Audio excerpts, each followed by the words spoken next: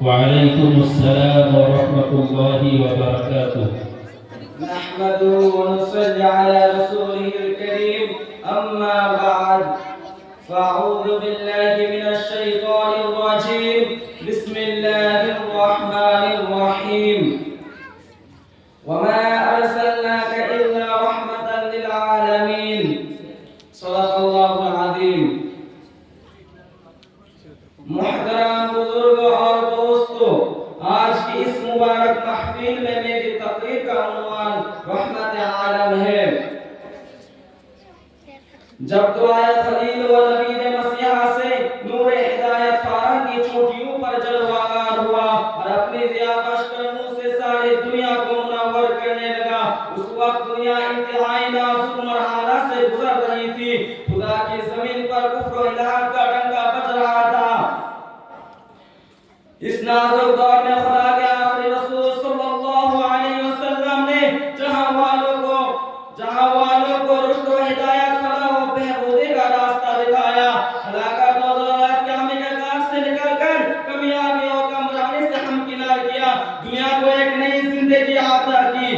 دنیا والوں کو چاہیے تھا کہ آپ کی آواز پر لبیک کہے اور دامن اسلام سے وابستہ ہو جائے، لیکن وہ احسان شناسی کے بجائے احسان فراموشی پر اتر آئے.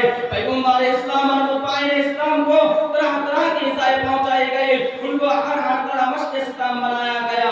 آپ کے راستے میں کانٹے بچھائے جاتے، آپ کی باتوں کا مذاق اڑایا جاتا.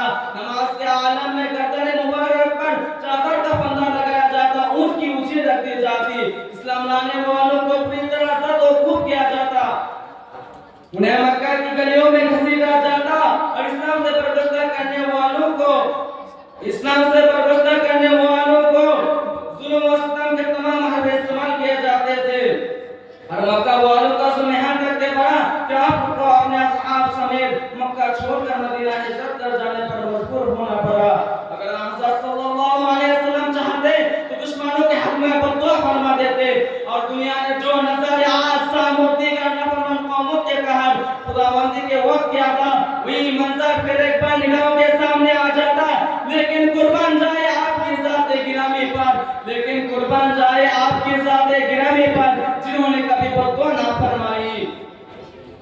طائف کا بازار ہے، چاروں طرف سے اوباش لڑکے رسول خدا پر پتھر برسا رہے ہیں. جسم زخموں سے چور چور ہو چکا ہے، پورا بدن لہو لہان ہے. وجہ صرف اتنی تھی کہ آپ نے دنیا کے کم کرتے راہ انسانوں کو سچے اور سیدھے راستے کی طرف بلایا تھا. سینکڑوں معبودان باطل کی پرستی چھوڑ کر معبود وحید کی برگاہ میں سر تسلیم خم کر دینے کی دعوت دی تھی. آپ کسی کے دشمن نہیں تھے، آپ نے کسی پر زبردستی نہیں کی تھی، کسی کے مال و دولت پر قبضہ نہیں کر لیا تھا. ہاں، صرف دل میں ایک لگن تھی، ایک طرف تھی کہ ساری دنیا خدا واحد کے سامنے جھک جائے اور دنیا سے تاریکیوں کے بادل چھٹ جائے.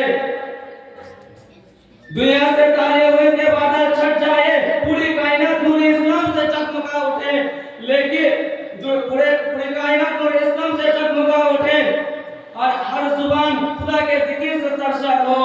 لیکن وہ بدبخت جو ہلاکت و تباہی کے گہرے گام میں پڑے ہوئے تھے، وہ اس دعوت کو سن نہ سکے، اس دعوت کو برداشت نہ کر سکے. معبود واحد کی پرستش ان کی نظر میں ایک انوکھی چیز تھی. ان کے دل میں بے نور تھے، ان کی آنکھیں بڑھائی کے باوجود بصیرت سے محروم تھے. وہ باطل کے اندروں میں رہنا پسند کرتے تھے، ہدایت کے نور سے گھبرا گئے اور آپ کے دشمن بن گئے. اینٹوں اور پتھروں کے بارش سے لو لہان کر دیا. اسی دوران باہر کا فرشتہ حاضر ہوتا ہے اور عرض کرتا ہے، اے اللہ کے رسول، اگر آپ ہمیں اس ذات میں رحمت فرمائیں تو میں ان دونوں پہاڑوں کو آپس میں ٹکرا دوں اور یہ نافرمان قوم درمیان میں پھنس کر رہ جائے. لیکن وہ پیغمبر جس کو خود اللہ تعالیٰ نے رحمت للعالمین کے خطاب سے نوازا ہے، وہ اتنے تکلیفیں برداشت کرنے کے باوجود اہل طائف کی بربادی گوارا نہ کر سکا اور زبان مبارک پر ایک کلمات جاری ہو گئے، اللہم اہدی قومی فإنہم لا یعلمون. اے اللہ، میرے قوم کو ہدایت دے، یہ مجھے جانتی نہیں ہے. ایک درخت کے سائے تلے سرکار مدینہ صلی اللہ علیہ وسلم آرام فرما رہی ہیں. आपसे जरा हटकर सहाबा रज़ियल्लाहु ताला अन्हुम का क़याम है।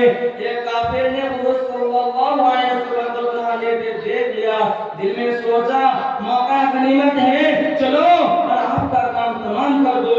नाउज़ुबिल्लाह इसी इरादे से दरख्त के पास आकर हुज़ूर सल्लल्लाहु अलैहि वसल्लम को निहायत गुस्ताखा अंदाज में बेदार किया। नंगी तलवार हाथ में दी, उसने कहा ऐ मोहम्मद बताओ अब तुमको मेरे हाथ से कौन बचाएगा। रसूलुल्लाह सल्लल्लाहु अलैहि वसल्लम ने निहायत इत्मीनान और सुकून से जवाब दिया अल्लाह। नाजा खुदा जाने इस लफ्ज़ में क्या तासीर थी कि ये सुनते ही वो थर-थर कांपने लगा। उसके बदन पर लर्ज़े तारी था, तलवार हाथ से छूट चुकी थी। रसूलुल्लाह सल्लल्लाहु अलैहि वसल्लम उठे, तलवार हाथ में लिया और फरमाया ऐ शख्स बता अब तुझे मेरे हाथ से कौन बचाएगा। काफिर का यकीन खुदा पर कहां था जो जवाब देता, बोला आपके हाथ से मुझे कोई नहीं बचा सकता, अलबत्ता अगर आप मुझ पर रहम फरमाए तो मेरी जान बच सकती है। रसूलुल्लाह सल्लल्लाहु अलैहि वसल्लम कब्जा और तसर्रुफ में आ जाने के बाद भी एक जानी दुश्मन को माफ कर देते हैं और फरमाते हैं ऐ शख्स जा तेरे लिए माफी है। ऐ मुसलमानों दुनिया का एक कायदा है, जब कोई फतेह कौम मखलूक के इलाकों में दाखिल होता है तो एक तूफान बदतमीजी बर्पा कर देती है। सुहागिनों को विवा, बच्चों को यतीम, सरसब्ज़ और शादाब बस्तियों को वीरान और खंडर में तब्दील कर देती है। फतेह के नशे में हर वो काम कर डालती है जो इंसानियत और तहजीब के मानव होता है। रसूलुल्लाह सल्लल्लाहु अलैहि वसल्लम ये कदम उठाते थे कि आपने भी उन बस्तियों को उजाड़ा, आबादियों को तहस नहस किया, कत्ले आम और खूनरेज़ी का बाज़ार गरम किया। क्या आपने भी दुश्मनों के साथ वही सलूक किया जो दुश्मनों ने आपके साथ रवा रखा था? हरगिज़ नहीं, हरगिज़ नहीं।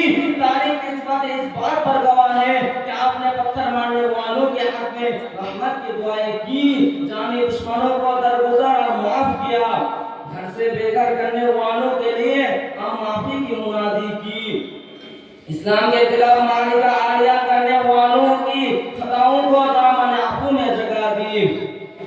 ऐ ला इलाहा के वारिस बाकी नहीं है तुझ में, ऐ ला इलाहा के वारिस बाकी नहीं है तुझ में, गुफ्तारे दिल बराना कर दर का अराना। तेरी निगाह से दिल सीनों में कांपते थे, तेरी निगाह से दिल सीनों में कांपते थे, खोया गया है तेरा जज्बे कलंदराना। व आखिर दवाना अनिल हम्दुलिल्लाहि रब्बिल आलमीन। अस्सलामु अलैकुम व रहमतुल्लाहि व बरकातुहू।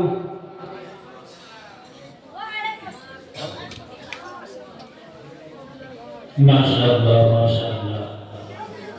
আমরা এতক্ষণ পর্যন্ত বিলাল সাল্লাল্লাহুর মুখ থেকে উর্দু বক্তব্য শুনছিলাম।